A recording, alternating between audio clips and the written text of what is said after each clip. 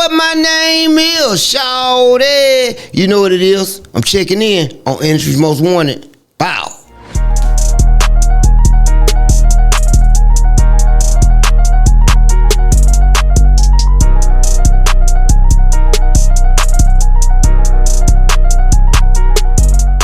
What's going on? It is your girl, TampaMystic, and we are back with another episode of Industry's Most the big one, not the little one. Look who I got in the building today, man. Shout out to the legendary, the one and only Shawty. Shawty Shawty, what my name is. How you doing this morning? Man, I'm blessed, man. Blessed and highly favored. It's so good to see you. You come in here looking like the superstar that you are. Hey, man, you know, you stay ready, you ain't got to get ready. You heard what he said. I love that. If you stay ready, you ain't got to get ready. Yes. We ain't bullshitting around here. 3 haircuts a week. 3 haircuts a week? Yes, waiting on the call. You got that nice crispy lineup, huh? Yep, they taking it back every time. That's on them. You know, it's so funny how I always look. I'm like, okay, what is the hairline ratio to where their ear is positioned? That's how I know it keeps going back. If it's behind the ears, it might be time to take that junk off. Yes. I got a friend now. He got long locks. And I never saw him with them down. He had like in a honeycomb. And man, he dropped them one day. He had a whole cul-de-sac in the top of his head. I'm like, sweet. Not the cul-de-sac. Yeah, that thing said, whoo. They were like, it was like here. I'm talking about a peninsula. A whole peninsula. Yes, ma'am. Oh, Lord Jesus, I'm crying early in the morning. All right, so let me ask you this. Yes. You from Atlanta originally? Yes. Born and raised, man. Born and raised. All right, so 90s Atlanta or today Atlanta? What do you prefer? Definitely 90s. Man, let's talk about that. Let's take it back a little bit. Wow. That's when I first started coming to Atlanta. I came to Freaknik, y'all. Mm-hmm. Yes. I wasn't a cut though. You wasn't cut. You wasn't no cutter. I was not. I know they saw you. They like snow bunny. No, for real. But you know, I could tell you though, back then, even though people was cutting up, having a good time, I didn't feel like pressured. You know what I'm saying? Like, It was so dope. You ain't feel pressure to chop. Nah, exactly, man. You know, tell us about your journey, the 90s in Atlanta. Wow. Oh, man, the 90s was great. So I started comedy in 1994. And before then, when I entered the 90s, I was a bad guy. I was a young teenager, probably equivalent to what the Water Boys are now. But we was the dope boys. And we was the jack boys and whatever else we wanted to be, you know, at night. It was crackalicious. Yes, it was. We was out there trying to get it at a young age. Yeah. And it kind of pushed me back, you know, as it pushed me all the way back to coming out the streets. Yeah. And so I remember as soon as I turned 17, I called a charge. And I had to make a choice. They was like, man, you continue to do this, you know, the judge sentenced me to boot camp. And I was like, I ain't going to no damn boot camp. They got me bent. So I went in there and act crazy. Sure did. You remember everybody from Atlanta used to act crazy? Nah, for real. Yes, I went in there and act crazy and I got off. I didn't get off, but I got transferred to regular probation. They ain't eligible for boot camp. And that's when God was like, boy, this your mission. So, got out of high school, man, and the world was mine. It was 1994, and I was like, what am I going to do? I don't want to be in prison. And so I jumped into the entertainment. I saw Def Comedy Jam, and I went and started doing comedy at Harlem Nights. And it was like everybody was there. It was like L.A. Snow. That's when they was popping, and Bruce was hosting. And so I just jumped in the comedy world. So at 18, I'm in and out the clubs already. Man. And I was having good, having cars, and I just kept pushing, man. But the 90s, the most thing about the 90s for me was the party era. Man, it was so beautiful. Oh my God. It was so beautiful. Atlanta used to be open until 6 in the morning. I remember when I was coming out here back then, we was up all night. And then we would go somewhere else. You know, our night days were in like at 10 o'clock in the morning. Nah, for real. You know, so that was the best part. 112, oh my God. Club 112 was the awesomest. Lonnie was at the door. I had VIP status, so I could walk right in. I don't care. I never stood in that line at 112. I walked right in. London escort me in. Alex AG Entertainment. Oh man, he had the dopest parties. I remember he had the Super Bowl. Was it Super Bowl? Was it Super Bowl? It was All-Star, one of them. That was like, what, 96? When was Super Bowl out here? Super Bowl was here. And he opened up Visions. And they had all the roads blocked off the Visions. And man, this was one of the biggest nights in Atlanta. And that's when Jermaine Dupri made that song, because he didn't let Jermaine Dupri in. And Jermaine Dupri made the Welcome to Atlanta song. Yeah. And that's when he say, we used to go to Velvet Room on Sunday. We won't go no more because AG don't know how to treat people at the door. It was a slick diss record. Yeah, and they actually took it off the album now. So, but that was a classic right there. But it was just a party era, man, and Atlanta was united. That's when I came up, the crunk movement, Yin Yang Twins, Lil Jon.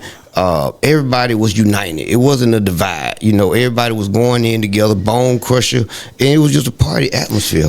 Man, I agree with you, because I feel so blessed to have been able to come out here during that time, even though I was living in Florida. Like, that's next door for me. Yes. Coming out here, being able to experience it. I told myself back then, I said, I'm going to live there one day, because I fell in love with the culture out here. Yeah. Now I feel like things could get better. We're going to put it that way. Now? Yeah. Yes. Oh, my God. Oh, Jesus. I am outside the perimeter, you know. Well, let me ask you this. There's a lot of bickering and beef that goes on between rappers, right? Is it the same with comedians? Yes. Tell us about that. Man. All right, so the most thing about comedians beefing is probably the jokes. Because people like to snag jokes, you know what I mean? And they'll take your premise or they'll take your joke. It ain't like if they take your album, because these jokes ain't necessarily copywritten, or they could change it up and they'll change up one word or one sentence. Like, I remember one guy had a joke. He was like, on Halloween, on Halloween, little kids come to my house, and one little boy had a red dot on his head. And he stand there, and I say, what are you? He said, I'm a beeper. He started shaking, said, don't you see me vibrate? And then I heard another comedian say, on Halloween, all the kids, they just got together and walked up to the door together. And they was like, what are y'all? And they was like, we a gang. That's the same joke. Exactly. And you recycled it. Yeah, so we're going to fight about that. I remember, rest in peace, Big Ron. Big Ron stole my joke one time. We was in a competition. And my joke about passed weed, you ever smoke weed so good that you was smoking it by yourself and then you passed it. And he did my joke better than me. And I'm like, oh man, I'm like, that's my joke. And they was laughing so loud. They could not hear him. They could not hear me screaming. And so Bruce was right there, and I grabbed the chair. I was finna run on stage with the chair and bust his ass upside the head. And Bruce was like, don't do it, Shawty. And so he came out stage, and I did a protest, and they disqualified him. And I went on to win the Canadian Miss Comedy Challenge. So did he watch some of your previous shows that he was able to steal your jokes? We was working out together. Oh, okay. We was working out together. That's why I don't keep an opening act that long. Yeah. You know, I take an opening act with me about 6 months. After 6 months, look, you done got your wings. You done learn how to do this. You done start telling a little bit of my jokes. Because you around me so much, you watching my set is influenced. No, facts. That's why I don't watch comedy. Yeah, because you don't want to ever get on stage and subconsciously tell a joke that you heard from someone else, and then they come for you with a chair. Exactly. If you hear me tell somebody a joke, I took it. What would you say is probably that best joke line that you threw out there that got the biggest response throughout your career? Do you recall? Man, I had to say what my name is. What my name is. What my name is, Shawty. I can stand anywhere in public and scream that, and somebody gonna scream Shawty. So that right there, that's my biggest win. That's your signature right there. Yes. I feel like everybody needs something that stamps them, because we need to be able to stand on our own. Yes. It's cool to work with other people, but we don't want to be known for them. Exactly. We gotta have something to stick out. And my you know what I'm saying, my sound. You know, I throw it out there. That's what me and my sister Dirty South, rest in peace, Dirty South, I love her to death, man. We're coming up on her 2nd year anniversary, man. But you know, we expressed ourselves through sounds. You know what I mean? And she'd be like, "Hi," I'd be like, "Hi." man, we know that's how we talk.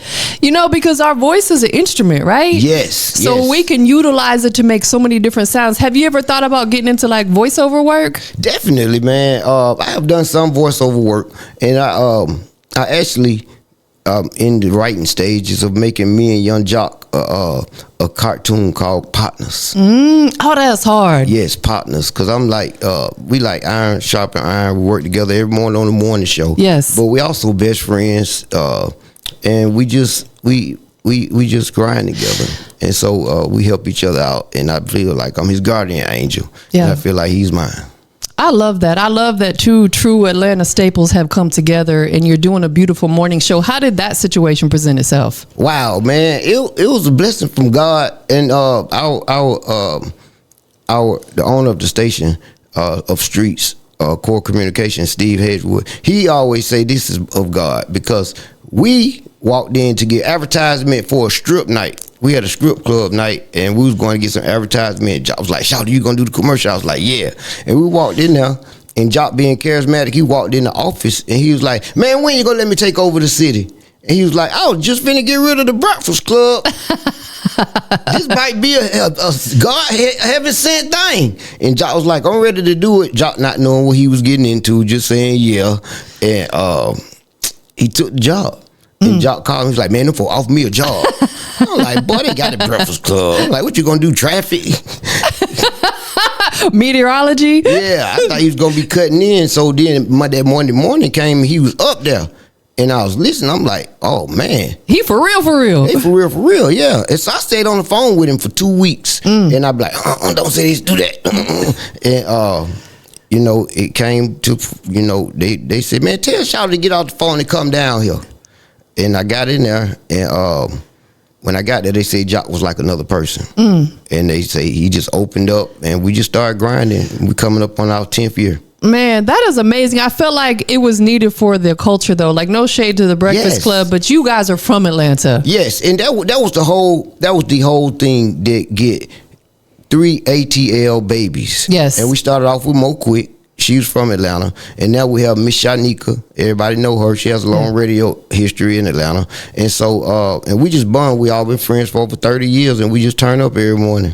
Listen, I feel like that's beautiful. For anybody who hasn't had a chance to hear the show, what hours are you guys on the station? From 6 a.m. to 10 a.m., Young Jock in the Streets morning takeover. We're also syndicated, so we go into like 20 cities every morning. That's hard. Yeah, we everywhere, and it's cool, but it kind of take our localness away. We don't get to mention Atlanta that much, you know, and we had to talk abroad, but it's big.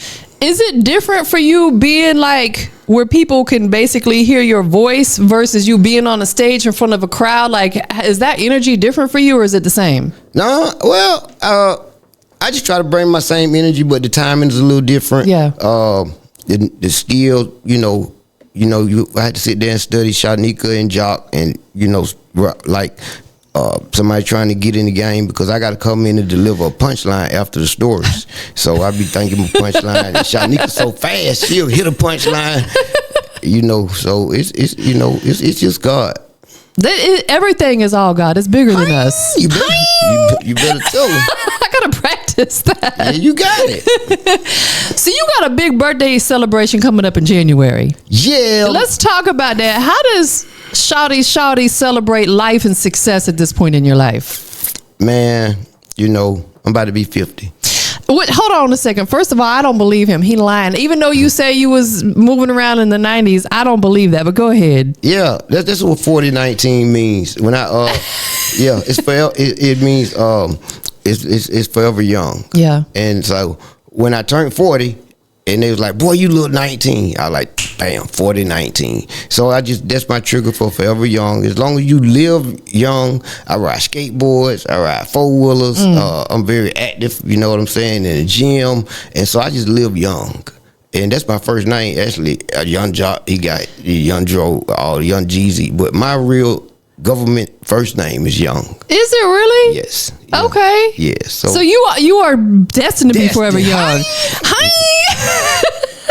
Listen, shout out to Mom Dukes or whoever it was that gave you that name, because they know what they was doing. Yes. Shout out to my mom, man. She's the most closest person to me in the world. I love her so much. Beautiful. Yes. That is beautiful. What's her name? Melissa, shout out to you. You love you, mama. Love you, mama. Yes. That is, I wouldn't even look at the camera. Shout out to you, Melissa. Love you, mama. So what are you doing to celebrate this big milestone? Get a divorce. Damn right. There you go. I said it. I don't know why I'm laughing. It's the way you said it. I'm sorry. Yeah, shoot, it's a joyous occasion. I used to wonder why people be getting divorce parties and stuff. No, when you get out of that, you need a damn divorce party. Sure do. I can't wait. It's gonna be a birthday divorce party. Okay, so this wedding ring is gonna be 2 riding lawnmowers, maybe 3 depending on who get the house. as much as you want to disclose on this, I'm gonna ask. How long were you married? Man. Or how long have you been married? 2.5 years. Okay, so a fairly short time. Yes. What happened, if you don't mind sharing? Just grew apart? I married a YB. You know, you got a YN. Yes. I married a YB. Got you. And we just, when you change generations, man, it's so much I want to say, but you know what I'm saying? We still in litigations and everything. Understood. But, you know, when you change, the generation after mine, it's like a respect thing that they lost. Yeah. And if respect is not there, especially for a man, we not finna stay there. We not finna be comfortable. It's not nothing. Yes. And so, you know, we don't ask for a lot as men. We just want to be respected. And we want respect to be there. And definitely when they like to hit, then it's definitely time to go.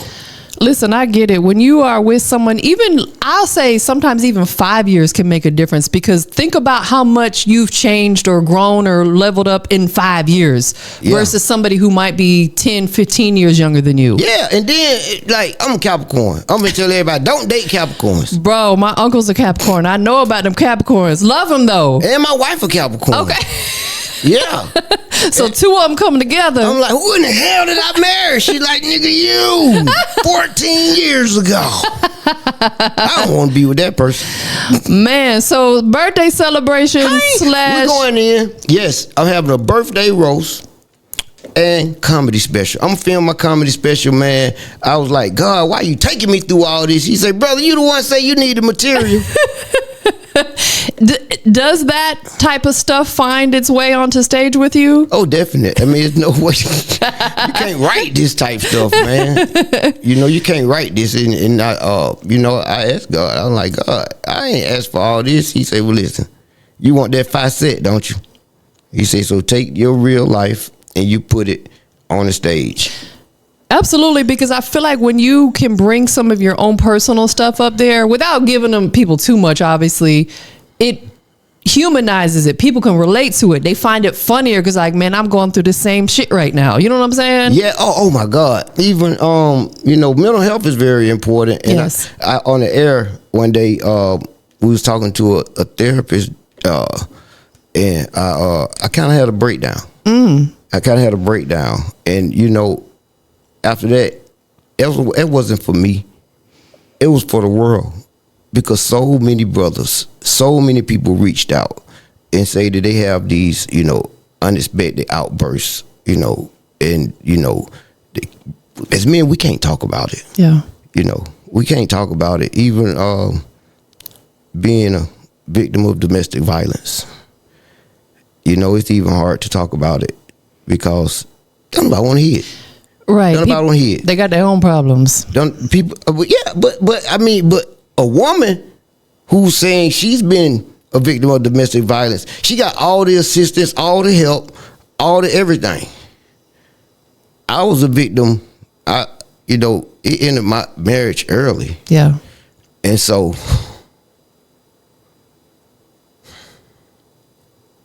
I had to have my wife arrested. And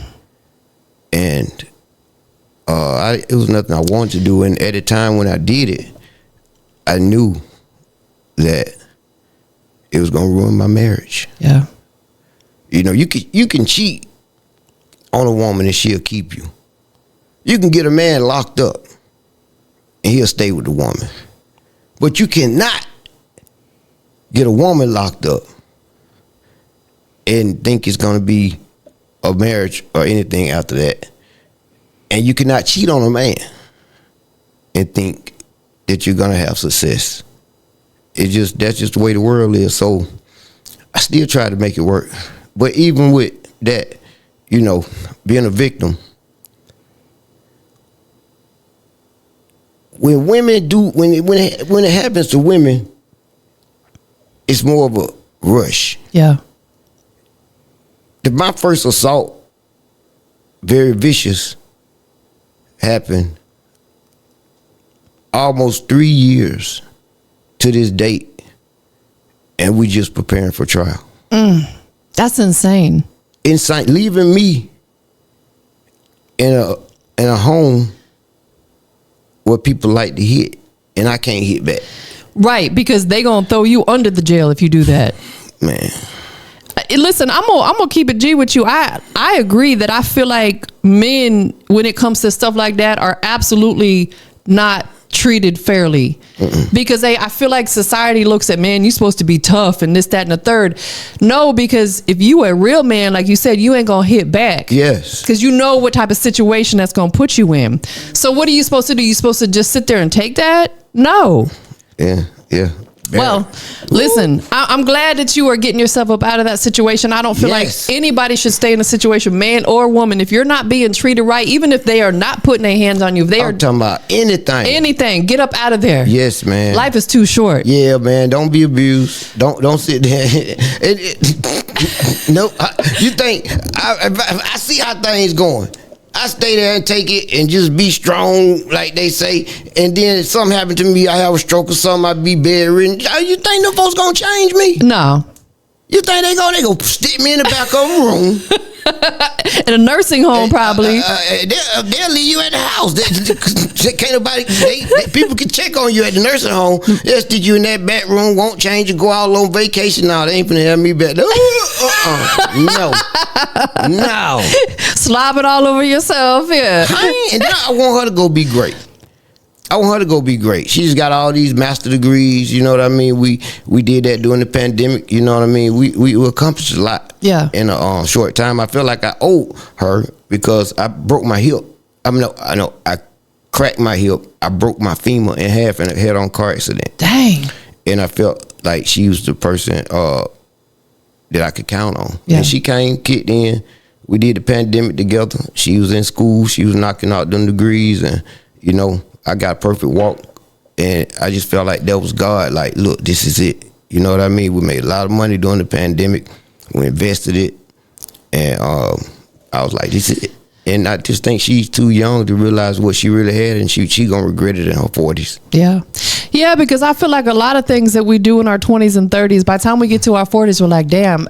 Trust me, in hindsight, I don't shade nobody, because I know there's a lot of things that I did back then that if I could do it differently, I would. Yeah, and I ain't perfect. I'm a Capricorn too. Listen, ain't none of us perfect, you know, and wish nothing but success for her too. You know what I'm saying? I can't move forward living like trying to have an animosity. But yeah, that impedes your progress. And since the split, I've been working my ass off.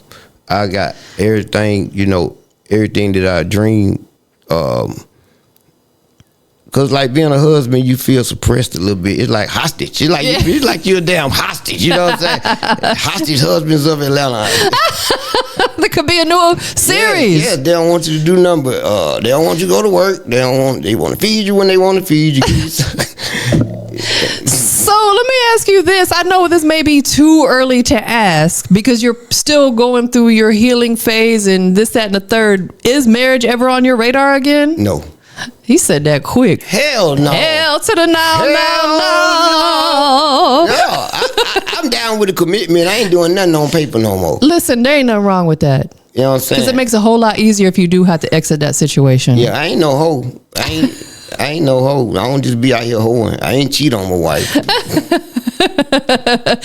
Let's talk about this upcoming podcast on fathers' rights. Yes. I feel like it's something that needs to be talked about more because, like you said, women get all the attention with, women's rights when it comes to their kids. Tell us the idea of this podcast. The podcast is let them see their child. And I don't know. I just feel like, God put it on me. I'm a messenger. And I'm here to service the people because I go through the craziest things, man, happen to me, tribulations. And I say, being a comedian, it's a crazy life. But I fought for my kids. Yeah. The entire 18 years. In the courts, battling. And I feel like I was cheated out of fatherhood. And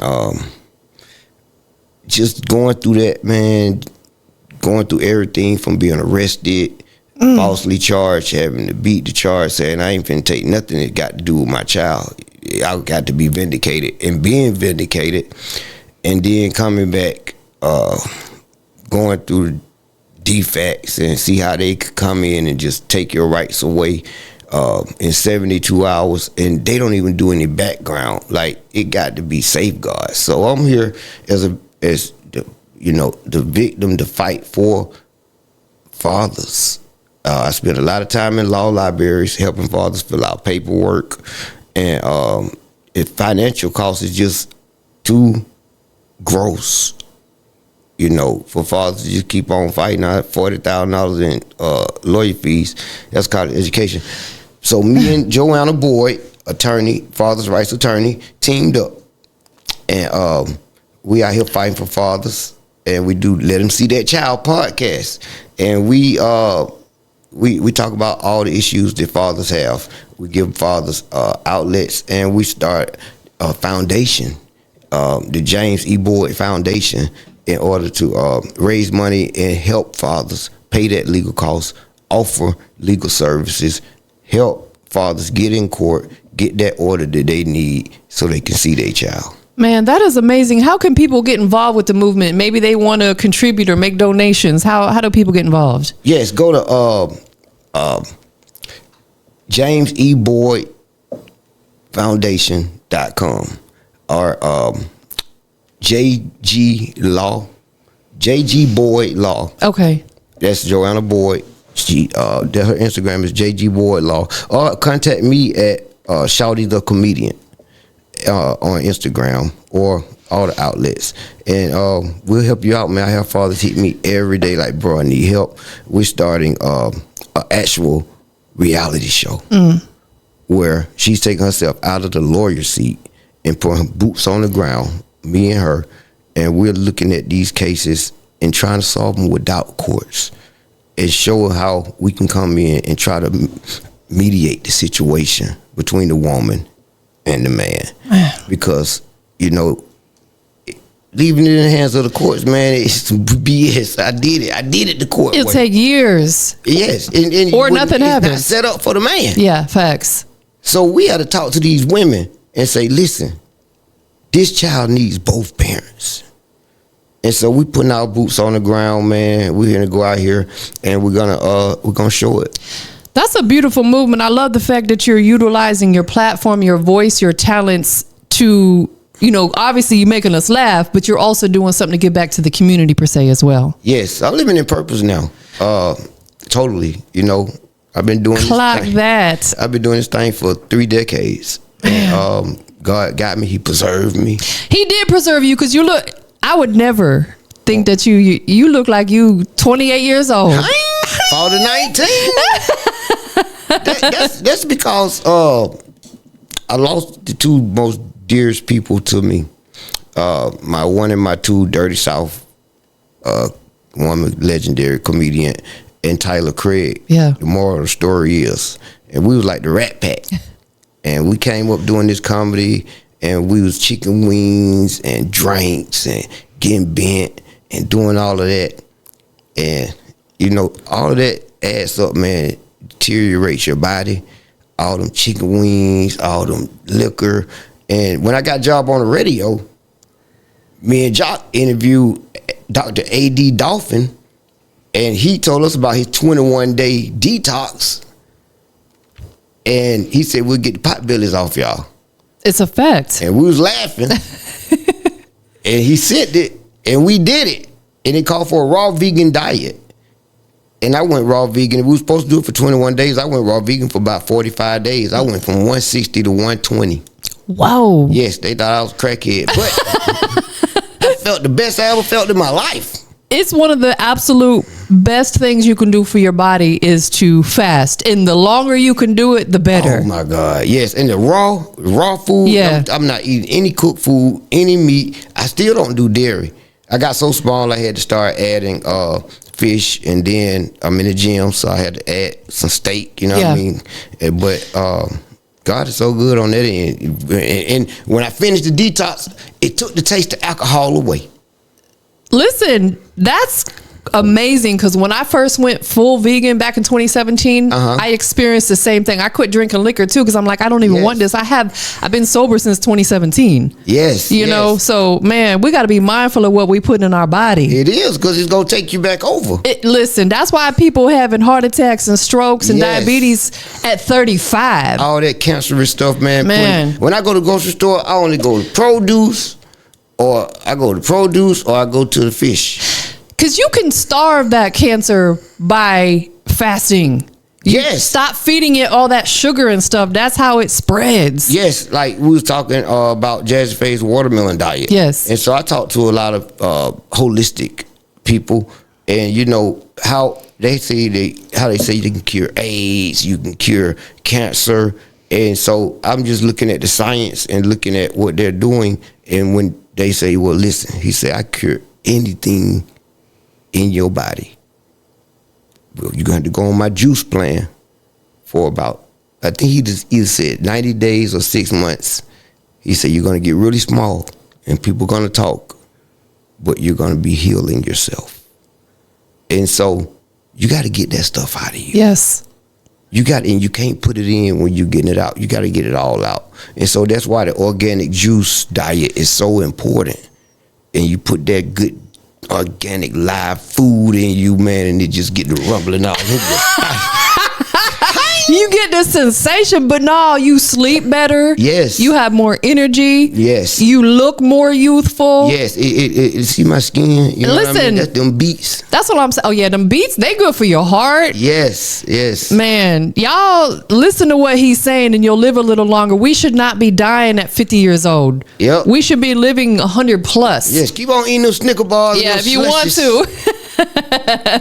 Let me ask you this. If your life, let me look at the camera with this one. If your life had a wilding out battle, right? We're talking your past self versus your present self. Who's winning?